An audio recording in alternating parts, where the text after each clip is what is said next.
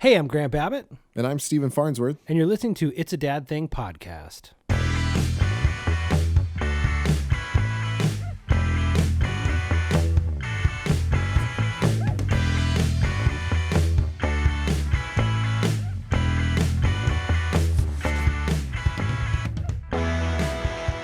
Hey guys, welcome to another episode of It's a Dad Thing podcast. How you doing, Steven? I'm doing great. Grant, how are you, man? How you holding up? We are holding up. We just had a little mini meltdown right before we got on here, but you know, nothing out of the ordinary. Just normal Right. everyday meltdown. Just your everyday quarantine, non-quarantine family stuff. Yeah. How you guys doing? We're doing good, man. I think we're getting a little bit of the itch of, where it weirdly feels good to like just go drive around. Like I took my Jeep and I just drove down the road for about 5 minutes and came back and I was like loving life after that. And I was like, this is sad.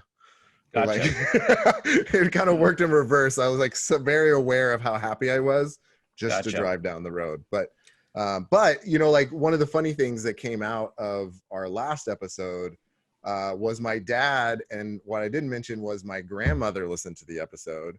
So shout out to grandma.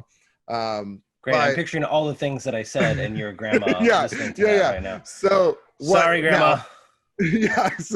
But I forgot to warn her because I didn't think she would listen to the episode, but that is what it is. But I thought that might kind of be fun to create a little like errors and omissions, little portion of the intro to kind of go back and correct maybe some things that we talked about. And one of the things that I mentioned was I talked a story about VidAngel, about the sex and replacing it with hugs and the whole thing. Got to listen to the podcast to know what I'm talking about. Nah. But it was actually, my dad said it was actually TV Guardian, not VidAngel. He wanted to make that very clear that he not support VidAngel, but it was TV Guardian, and that my whole family laughed after that story, but they didn't take it off. He took it off. He said that was like the beginning of the last straw to actually remove it from the house. And he said it wasn't until an Arnold Schwarzenegger movie that he was watching, and it literally like kept muting every couple of minutes on the movie. And he was like, I'm so tired of this thing. And he pulled it out, threw it away. Was it Jingle All the Way? Was that the Schwarzenegger movie he's talking about? I don't know. I asked him that. He didn't know. He just remembers it being an Arnold Schwarzenegger movie. And that was the tipping point for him to get rid of it. So got it. Well, on that note, I have an error and omission too. My parents listened to my podcast as well, and I just want to clarify, it was not my dad's bong, it was a pipe. So just to be clear, right. That's what I found. It was a mini bong, mini bong with a few inches. That's an important distinction to make, I guess so. Well, I'm actually really excited this week. We have a good friend of ours, Brian Hammers, on the show. Hey, Brian. What up? We wanted to bring him on because not only is an awesome dude, but he's an awesome dad. He is a director, producer of digital content. Both Grant and I have worked with him a bunch on shows. But Brian, go ahead and introduce yourself. Yeah, what's up, guys? Brian Hammers here. Dad first, everything else. I mean, I think that's how we self-identify here. That's good. Yeah, right. Yeah, I've just been, very, very lucky to be able to be in a position that what takes care of my family is actually something that I love doing. So, built a production company. My wife has built a very big lifestyle community, and we're, extremely blessed to be in this position, to be with our kids a lot, which is very cool.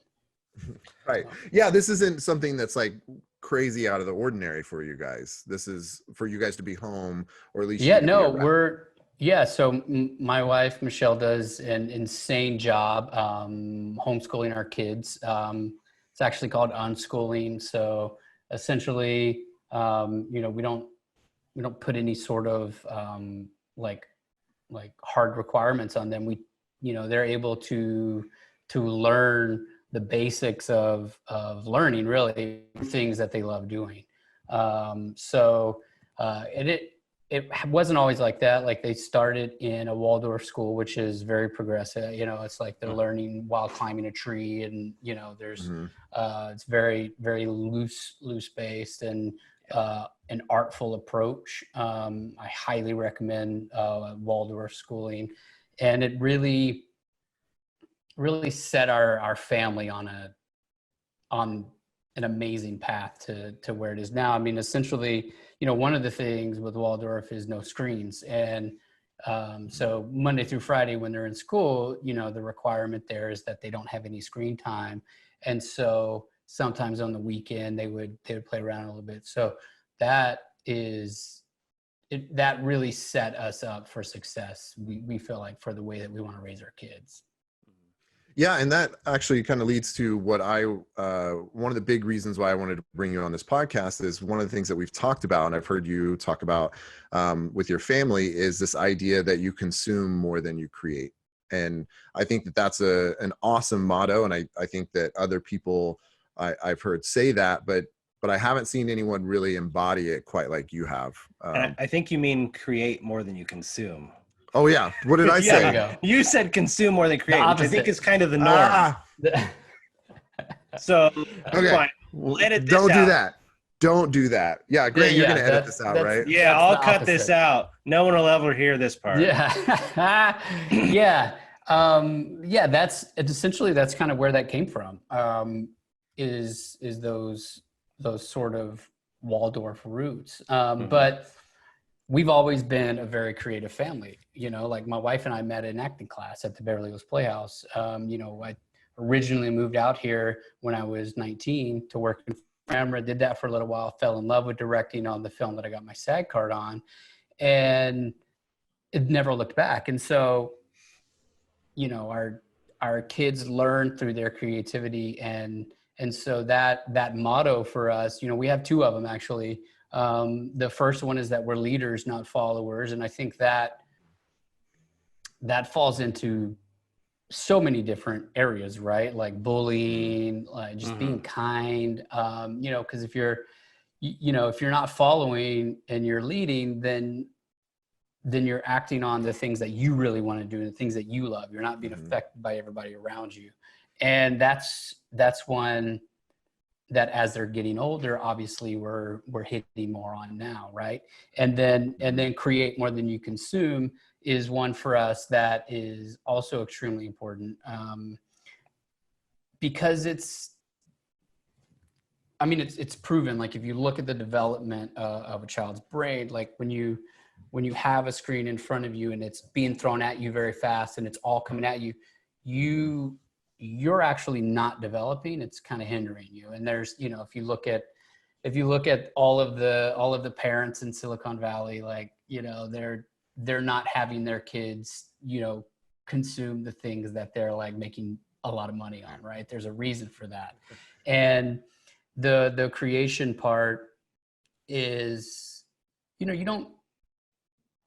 you learn more than just being creative when you actually create something. There's a collaborative effort. Like, you guys all know, like we worked on a show. I mean, our crew size was pretty big, right? Like, we had 4 talent that we had to deal with. We had, a lot of crew, and then the client. Like, it was a big show, and we all had very high level roles in that, but we all came together and made something really cool. And the collaborative effort is working in a large group like that. You're right.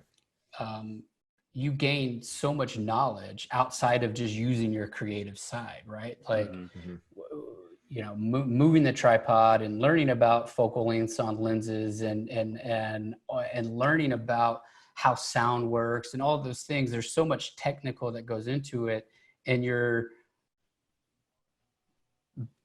before they know it, they've gained all this knowledge and they've just had a fun time, like creating some really silly, fun videos. Right. And it really goes back to this idea of, when you're not sitting in a desk and when you're not forced to take this test, you learn and consume things because you want to, therefore you retain it and it stays with you, and you're doing it because you like it. You're doing it because you want to. So, all of our, my daughter, they're all sort of, what society or what regular schooling would call late readers, right? Like, but you cannot, like pry a book out of a Mylan's hand now. And it's because she wants to, not because she was told that she has to. Right. So yeah, and that's a huge distinction. I think another thing, like you were kind of mentioning, is creating. Because when I first hear like, okay, let's create something, my brain goes, well, I'm not an artist. I don't do this. You think that you have to be like some kind of high level artist, like, oh, well, then I have to like paint with my children and it has to be some kind of crazy thing. But it actually doesn't, because it doesn't matter what you're doing, or even that it's a painting or whatever it is. It's that you're doing something together. You're creating something. And that's it's kind of like more the goal. It's not the goal, it's the journey, right? It's 100%. the creating of something. Yeah, you can't get caught up in like final product or how how you feel like it's going to look or set these standards, right? You just lay out the sandbox and then play in the sand, right? It doesn't matter if, I just happen to be in a position that through my company, I own a bunch of really expensive camera and lenses. And so, when we do it, when I do it at home, it looks like a polished sort of movie, if you will, or a really high level thing. But I would have still been doing that on my iPhone, even if I didn't have access to all of that equipment, right? The means doesn't really matter. It's the physical act of sitting down and saying, okay, what should we do? Let's come up with a funny thing. Okay, there's so much like emphasis on toilet paper, and and like, what do we have at our disposal? We got a bunch of toilet paper, right? We'll roll it up or reuse it. But okay, what else are people doing? People are ordering food like crazy, right? All the delivery services are crazy, and everyone's like, leave it at the door and spray it, right? So we took these things and, we sat down as a group and like came up with some funny ideas and some funny scenarios, and then so you talk about writing, you talk about act structure, and you talk about, the spelling of these, all of that stuff went in it from start to finish, right? So whether it was an iPhone or like, an expensive camera, that wasn't the point. The point was that we sat down, and then I actually live streamed on Twitch, Mylan and I editing the video. So okay, nice. So like there's and she was picking takes, and she was saying we should do this and we should, and that creative control, be able to make those decisions is super important. So we've been trying to do similar stuff. I mean, we haven't, for being somebody who's always behind a camera in my own job, right? I haven't been picking up the camera and filming my kids do stuff as much as you'd probably think, right? But one of the things like we've talked about, and I know I've talked about on here, is like, instead of sitting and watching a show, we may act out a show, right? So we'll do like your version of whatever the show is. So they'll all be different pups from Paw Patrol, and I'll be Ryder or whatever, right? And we'll have something. Or we'll go outside in the backyard and we'll set up the soccer goal, and we'll get a bunch of soccer balls out, and then we'll turn that into a game that's like a storytelling version of the game. But the one thing that we've been trying to do is like you're talking about walking through like, okay, well, who's a protagonist or who's this or whatever, like letting them actually know how to structure a story. What I've been doing is I'll tell a story and I'll structure it to them. And then what happens is I say, okay, now it's your turn to tell me a story. And they'll tell me basically the same story, but they put in different things. So we talk about like, okay, but what is the conflict that your person's going through? Like, what is the thing that happens, I love that. Because they can't just like have a story where like they ate a sandwich. No, it's like they ate a sandwich, but the sandwich turned into sand. Like how are they going to solve this problem, right? Right. So these are things that we've tried to kind of like slowly implement at my house. And granted, my oldest is first grade, so we're still on a more basic level, right? Yeah. But yes, it's all stuff that you can continue to work on. And for those of you at home that may not have access to a bunch of cameras, like Brian's talking about, yes, you have your iPhone, or if video is not your thing, cooking dinner with the kids. You can still create, right? Create and cook dinner and tell a story and do these things through cooking dinner, or through building something, or through like whatever it is. There's many, many different ways to create, not just video. That just happens to be what the three of us are. Yeah. This is what we do, right? So 100%. Like you can do a play, like you said, cooking, like all the storytelling aspects of it.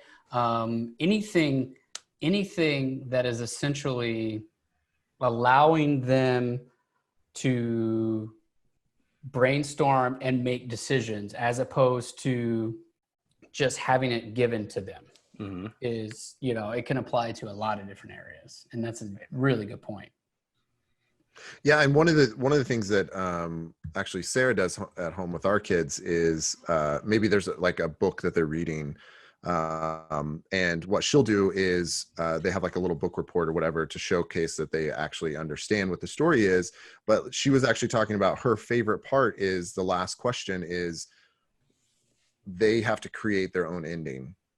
So it's not the whole like, so even if it's like, hey, you know, I'm a dad, but like I don't know the full story structure and all that kind of stuff. That's a simple way to take like a very basic story that you read to your kids. And then you're like, okay, kids, we all know this story really well. How would you change the ending? So then it's not quite as a heavy lift. It's like a simple process where it gets them to allow them to go, okay, I know the characters, I know this, I know how it ends.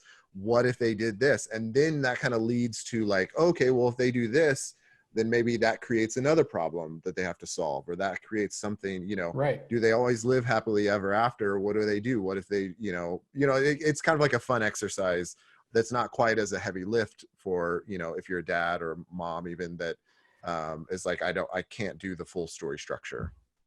Yeah. I mean, and even to that point, there's, you know, as we think about this further, like you have to take your child's individual personalities into account with all of this, right? Like that's, for me, one of the coolest things about having 3 kids is from day one, they all came out with very different personalities.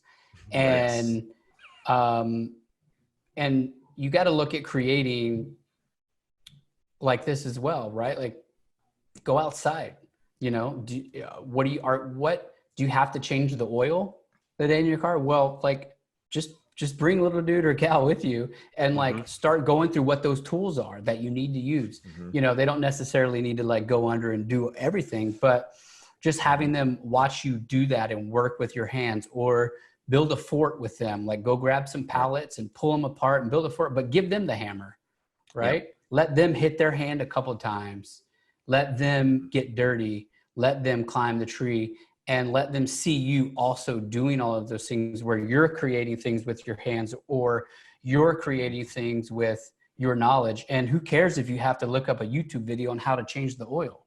You know what I mean? Look it up the night before and be like, oh, get it, do other things then, you know, and then bring them out there and let them do it. You got, you know, or working in the yard, like those things are also creating, and those things leave and you know, a lasting effect as well, right? It's problem solving skills. Is it a tech thing? Are you, you know, are you going to fix your, you know, your lav mic or your computer? Like sit them down and let them do it with you and just go through it. My son, before I'm setting up today, right? I'm building my makeshift desk and putting my lights and like getting everything set up for this podcast. My son goes, hey, can I do the podcast today? And I was like, oh, what do you mean? He was like, well, can I be on it? And I was like, well, maybe, you know, I know you got some homework to do and stuff, so maybe we'll work on that, but we'll talk about it another time that you can do it. And he said, but can I sit and just like pretend I'm on it right now? And I said, oh, well, yeah, I mean, yes, you can sit there and pretend that you're doing your podcast. So while I'm sitting up around him, he sat in the chair here and went, hey, this is an Everything podcast, or it's a Kid Thing podcast. And I'm like, okay, you're super cute. Like I have to do that now. So yes, it's the same thing. Like even, and that's, it's hard. Like what you're saying is like changing the oil. Like a lot of times I know for me as dad, sometimes because my kids are so little, and granted my first grader, I think is getting to the point where like he can help. But for instance, yesterday I was cleaning out, you know, some of the, like their baby pool and things that they're in the backyard that have just sat there. And I'm like, they're here and we're stuck at home. So like, why can't we get outside and use them? Right. There's like the kid playhouse that you can't use because there's always spider webs inside of it. And you're like, no. So I was like, okay, I got to just clean this out. So it's like things like that. Like what you're saying is get them out there and, you know, give them the water hose. Yeah. Yes. I gave my kids the power washer yesterday and they all turned into firefighters. Nice. Which, you know, can be crazy. Like that can definitely be a dangerous thing, but that's actually a really great point. And that's something that I really wanted to talk about is there's this misconception that the only way that you're going to get a break as a parent is to put them in front of a screen. And that's that's not true. It might take a week. It might take 2 weeks of not doing that, but you'll find, and it might even only take a day, but you'll find that when you actually remove that from the situation as a possibility for X amount of time, you'll find that, okay, you're in the kitchen, maybe doing the dishes, loading the dishwasher, or whatever. And then all of a sudden there's this like massive story that's being built out of sticks or out of something, some toy that they got out that you haven't seen in a year because they've been distracted with the screen. Their brains can switch very quickly to go into imagination play or go into something else when that is not an option, when the screen is not an option. So I guess what I'm trying to say is you'll be pleasantly surprised when you take that away and you're firm about it for a certain period of time. You'll be surprised as to what can come out of it. And then you'll find yourself jumping in and being like, oh yeah, of course I'll be a pirate. Let's get it. Right. Like it's, it's surprising. I have a question along those lines so what ages are your kids? 10 and a half, well, almost 11 is my oldest of Mylan. Jalen, my son, is 9, and then almost 8. So very close together. Got it. Okay. So mine are very similarly close together. They're set, well, right now, 7, 5, 2.5, and then we have another one coming in 3 weeks. So yes. Craziness here, but yep. But you're behind me. You're behind me, right? They're much younger, right? So But so we get glimpses of that. Like we may be doing dishes or doing something and, screen's off and they're playing.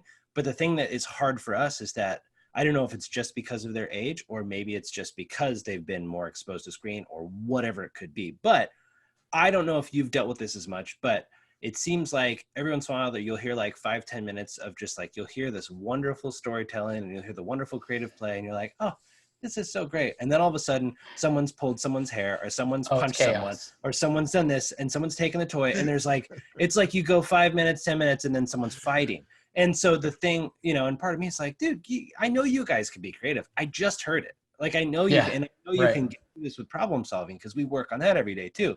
So like, are you dealing with that too as much? And like I said, I know that's not going to change. Different age, but okay.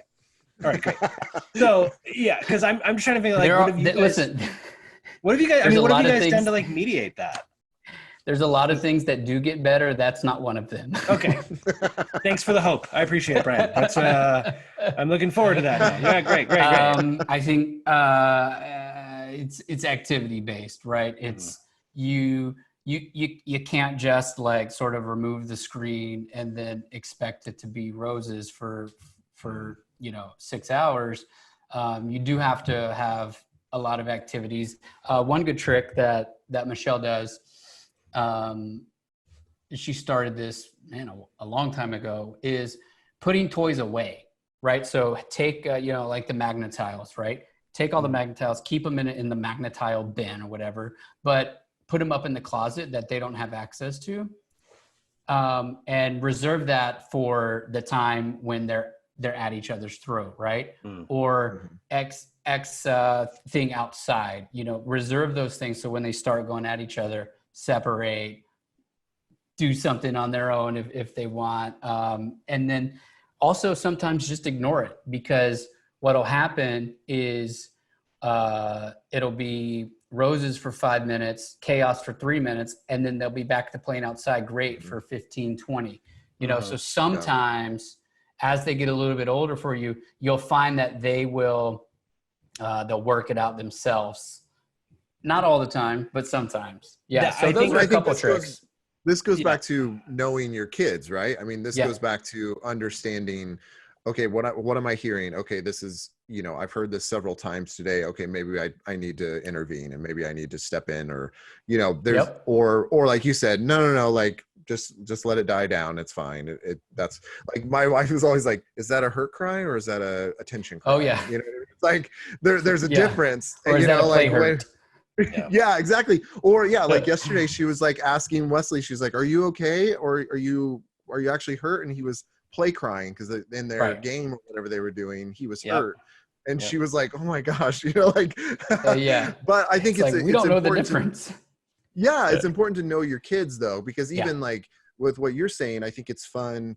My my three are extremely different as well. So it's kind of fun because, you know, like my middle child, like he knows story really well. And so he can watch something or interact with something or be in a play, and he understands the motives of the characters and all that kind of stuff. But it's really hard for my daughter, who's the oldest. She's a lot like I am, where it's like lives in a black and white world and things are, you know, foot in front of the other and nothing deviates from that. So it's been interesting to kind of get out of her, like, even if we do watch something, it's very intentional. Like when we watch something, I'll pause it and I'll say, what's that guy doing? Why is he doing that? Right. Like if you've ever watched The Mandalorian, which I just started recently watching, It's awesome. There's a scene where there's money exchange, but it's a brick, right? So it's like, it doesn't look like our money. And I said, well, what is that? And she was like, I don't know. And I was like, what do you mean you don't know? And so then we spent like literally 5 minutes. I rewound, I walked through it, and I was like, what did he just say? He said, oh, you're expensive, and I know you're expensive. What does that trigger? Okay, that he's probably going to have to pay him a lot of money. So there's different parts of it that I think, you know, you kind of need to know your kids and what they're really strong at. Because my son is literally on the couch and he's like trying to say it because he's like I know the answer, I know what it is, you know. And it's like, no, you don't need this lesson right now. We have an example of that too. I mean, with our family, we love PBS. If the kids are going to watch anything, PBS Kids is a great thing. Oh yeah, Daniel Tiger is the best. Yeah, and we love it, right? But there are a couple shows on there that my wife is like, nope, I don't do those. Kids aren't allowed to watch those. One is Caillou, okay? Caillou, oh God, that whiny little Caillou's so that whiny little voice. Yes, so Caillou is like a bad word in our house. The other one is Arthur. Like my wife does not like Arthur. And now if you look at the two of those things, Caillou's whiny, right? He's a preschooler. He's trying to understand stuff. He's whiny about everything. The Arthur deals with a lot of bullying, right? There's a lot of bullying out there. There's a lot of name calling. There's a lot of like that kind of stuff. And, you know, basically if we, for some reason, we're like, hey, here's an hour of screen, whatever, let's turn on PBS, and, you know, whatever comes on next. When it's Arthur, when it's Caillou, my kid's like, Dad, hold on, we're not supposed to watch this, you know. So I don't want it to be like a dirty word. So when this is the same thing, what I learned, because I took child psychology and stuff in school, is if you are going to use a screen, right, there instead of just turning it on and walking away, right? Because like you're saying, Brian, there's an advantage to not having a screen at all. But when it is the case, when you are using screen, and tell me if this is wrong, what you guys do in your house, but like what you're talking about, Stephen, when it is applied, it's something where you're joining with them, not you're walking away. So ideally you want to be, let's say, watching Arthur or watching Caillou, and we sat through it, we watched it, and the kids went, and I said, hey, do you see that? See what Caillou's doing? He's whining, right? And they're like, yeah. I'm like, well, why is he whining? Well, really, he wants this thing and he doesn't know how to explain it. So we would talk through, like, why is he doing that thing that we don't like? We don't want that in the house, right? Because our expression in our house is, what kind of wine does mom like? Only red or white. It's not when the kids whine, like, you know. So that's the kind of stuff that we say. We're great parents. But you know, same thing. Wait. Hold on. I'm definitely using that line. Okay, good. We need, amazing. Good. Say that again. Say that again for anybody that missed it. What we say is, what kind of wine does mom like? And the kids say red or white, because they're tired of hearing, because that's the joke, right? Is that we don't want to hear wine from them. Now I feel even worse saying it the second time, but yeah, for like what we're talking about is, like, you know, you watch something like Caillou or like Arthur, and basically just walk them through, like, hey, can you see that they're being bullied? Like, we need to figure out a way to use that as a tool if we're going to use screen. So I think that's absolutely. Like, I don't want anybody to get it twisted. Like we watch movies, like they have shows that they enjoy, right? And they change throughout the years as they grow older. But yeah, it's different to just you know, sit them in front of something and then use that as sort of your babysitter all the time. Right. Are there times where you need it and you should use it 100,000%? Yes, absolutely. Like, we're all doing the best we can. Like, are they fed? Are they alive? Are they happy most of the time? Cool, we're winning, right? Like, I really, you know, I don't judge anybody's parenting whatsoever. I think everyone is doing the 100% the best they can, and they should keep doing that and whatever works for them. And, you know, because what works for my family and some of the things that we enjoy doing is not right for everybody. You know, but what I have found is that with this create more than you consume motto is that when we do consume, there's so much more conversation around it because they know what's going into it, you know? And again, going back to working with your hands and creating that way, if you're not a dad who, you know, who understands how to create short films or funny skits or plays, then, you know, like YouTube, like you can sit down on videos that you've monitored, you've pre-watched about building an engine, right? And if that's what your children are into, you can consume content with them around that, and then go out to the garage and be like, hey, do you remember what this tool is used for? Let's put it into action, right? Those are the things. Those are the things that, you know, if you take anything away from create more than consume from me, I would want it to be, you know, something that you can do with your kids. And it's not one size fits all. Like, you know, we watch a lot of movies, but, you know, we do them on Friday nights and we do them on the weekends. And, and, you know, sometimes when, you know, Michelle and I both run businesses. So sometimes when we're both like overwhelmed, like we put a screen on, like you just have to do it, you know? But the idea of taking a baking show that you're watching and then going like, oh, you guys like, let's go try that out. Right. Exactly. So Exactly. They're like, look, balance is not attainable in parenting, but working towards that is. Right. You know, yeah, and it's if you kind of know like a mindset, you know, it's like, as long as you have that as a mindset, it's a regular check-in to kind of help you along the way. I mean, and I think that's extremely helpful, because I think in parenting, a lot of times, especially like with the quarantine stuff, it's like we're all not in our normal environments. Like even homeschools, like it's not her normal homeschool environment. I'm there, and not only am I there, but the two people that live with us are there. So this is not, she gets the time and she gets to do the thing that she's been doing for these few years.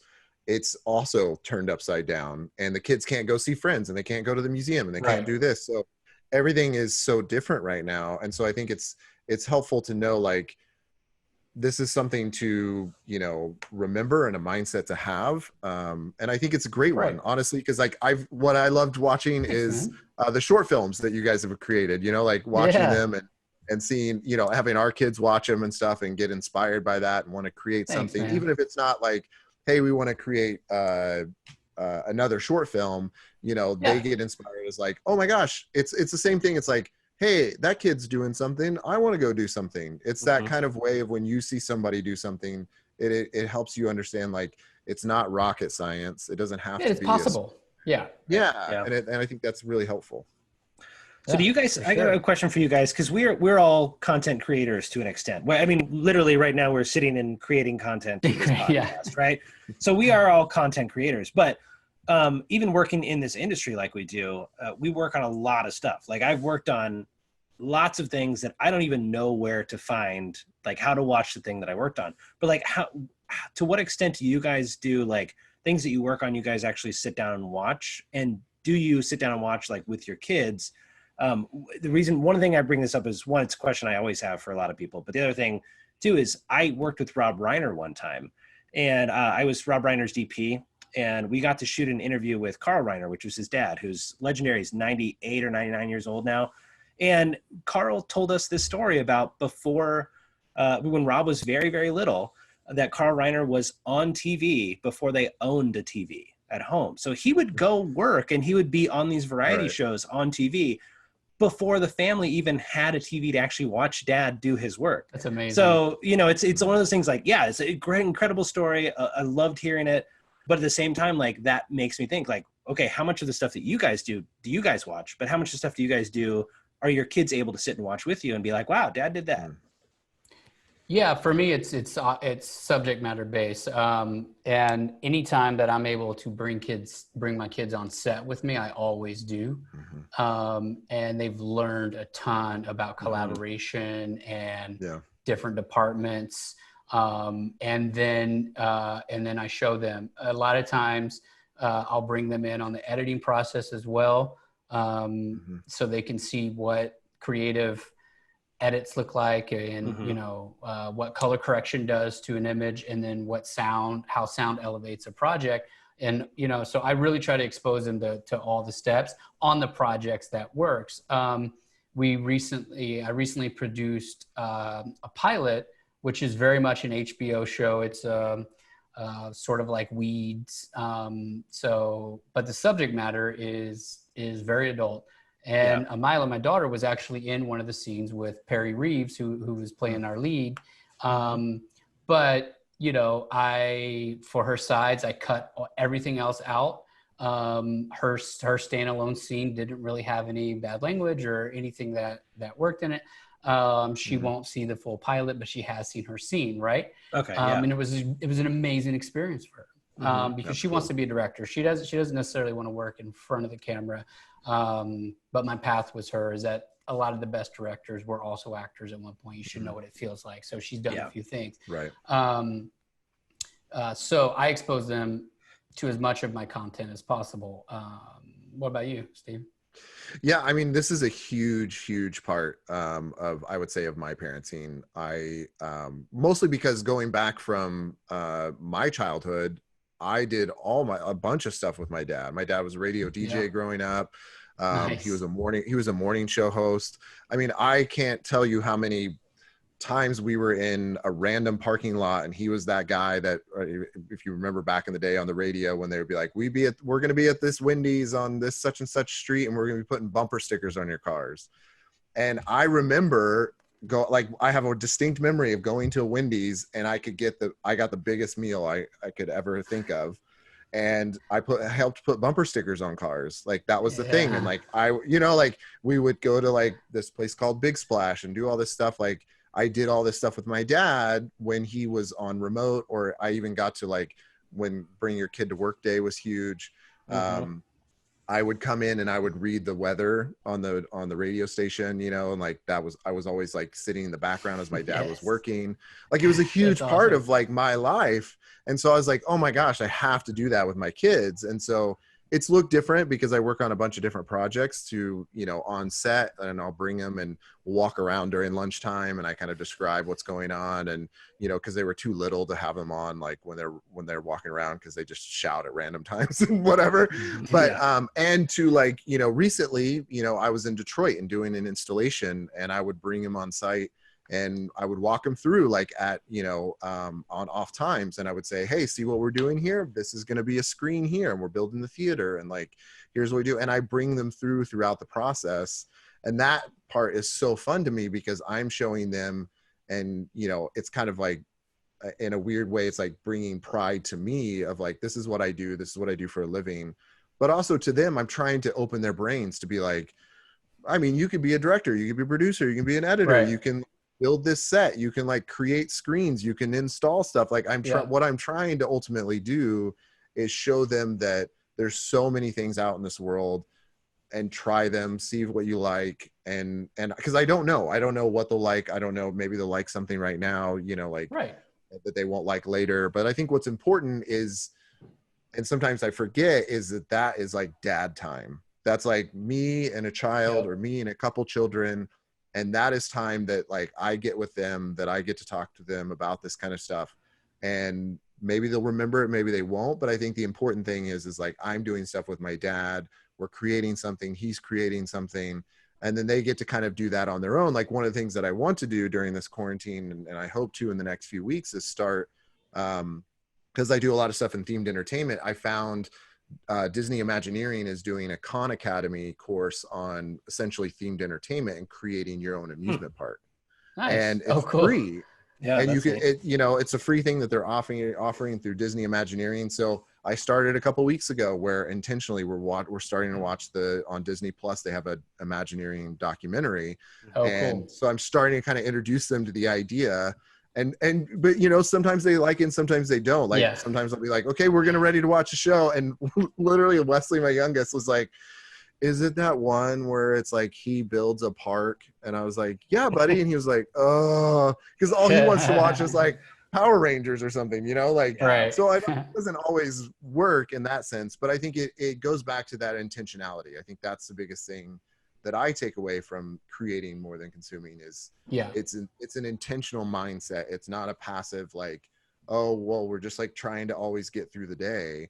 Right. Sometimes that's necessary, but it's a mindset to kind of course correct you and making sure that like you're doing stuff intentionally with your kids, or your kids are intentionally doing something, because that's the way that they learn. That's the way we learn. Like I remember, Grant and you and I starting this podcast, what did we do?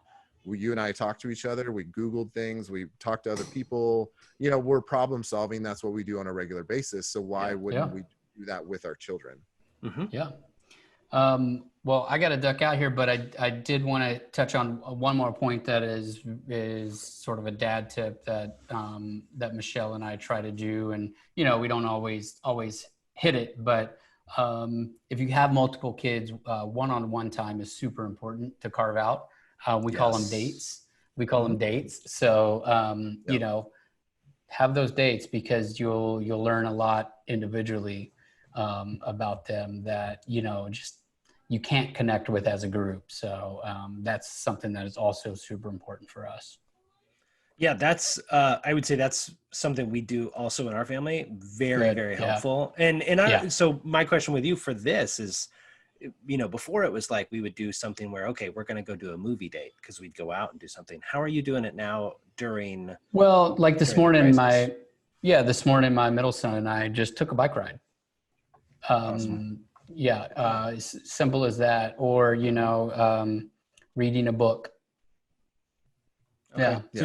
So if you can still have dates, even though it's small dates within your own home. Carve out that time.